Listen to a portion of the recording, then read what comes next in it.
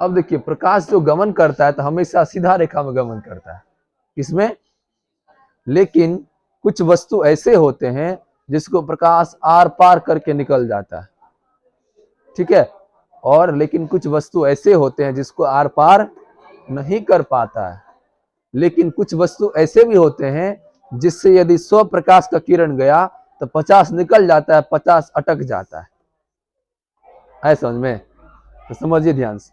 तो जो वस्तु क्या करता है, जो वस्तु से प्रकाश बिल्कुल आर पार निकल जाता है, जरा सा भी उसको रुकता नहीं है, वही वस्तु क्या कहलाता है? पारदर्शी वस्तु कहलाता है। क्या कहलाता है? और जिस वस्तु से प्रकाश जरा सा भी आर पार नहीं होता है वो क्या कहलाता है? अपारदर्शी वस्तु कहलाता है, ठीक है। और जिससे प्रकाश का कुछ कण या कुछ किरण आर पार हो जाता है और कुछ नहीं हो पाता है, पूरा का पूरा नहीं हो पाता है, उस वस्तु को क्या बोलेंगे? पारभासी वस्तु। प्रकाश के गमन के आधार पर पदार्थ या वस्तु 3 प्रकार के होते हैं।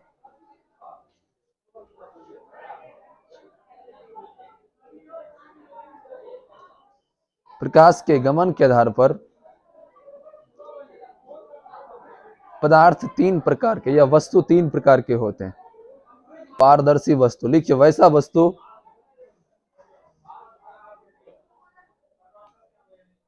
वस्तु जिससे प्रकाश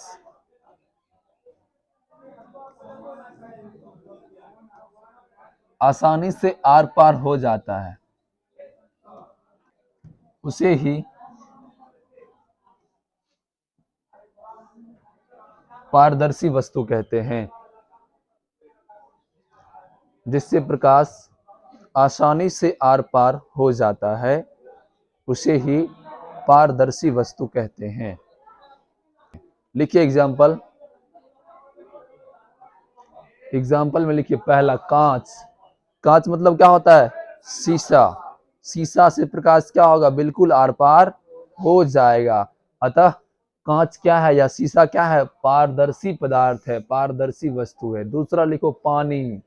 पानी से भी क्या होता है? प्रकाश आर पार हो जाता है, लेकिन पानी साफ होना चाहिए, गंदा पानी स्वच्छ पानी होना चाहिए, उसमें कोई कचरा डस्ट। अगला लिखो एग्जाम्पल, हवा।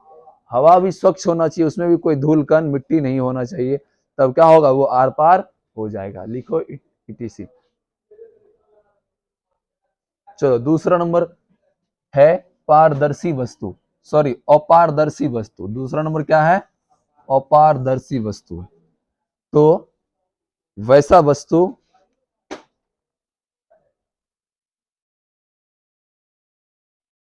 जिससे प्रकाश आसानी से आर पार नहीं होता है, वैसा वस्तु जिससे प्रकाश आसानी से आर पार नहीं होता है उसे ही अपारदर्शी वस्तु कहते हैं। आपका एग्जाम्पल हो जाएगा, कौन कौन वस्तु से प्रकाश आर पार नहीं होता है? जैसे पत्थर, लकड़ी, मिट्टी, ईंट,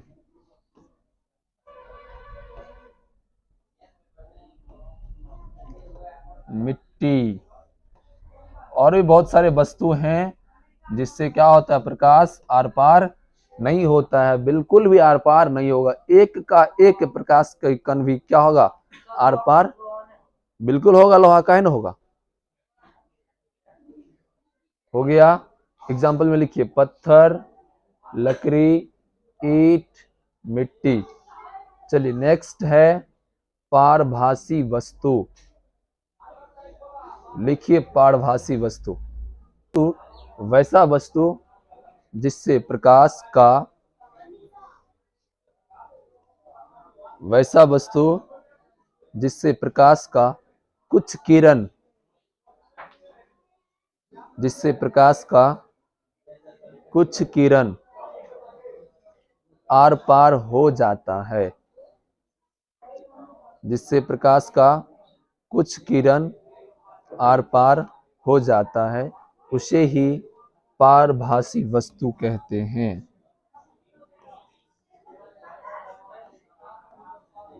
एग्जाम्पल लिखेंगे,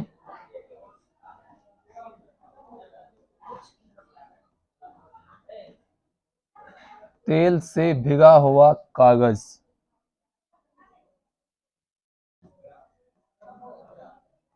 तेल से भिगा हुआ कागज। यदि आप क्या करते हैं, किसी प्रकार के तेल से कागज को भिजा देते हैं, भिगो देते हैं, और तब उससे क्या करते हैं, कोई टॉर्च या मोमबत्ती या किसी प्रकार के प्रकाश स्रोत से प्रकाश को गुजारते हैं, तब क्या होता है कि उससे कुछ प्रकाश का किरण आर पार हो जाता है। ठीक है। दूसरा एग्जाम्पल लिख सकते हैं, जो कांच जो होता है उसको क्या करेंगे, हम घिस देंगे, घिसा हुआ कांच।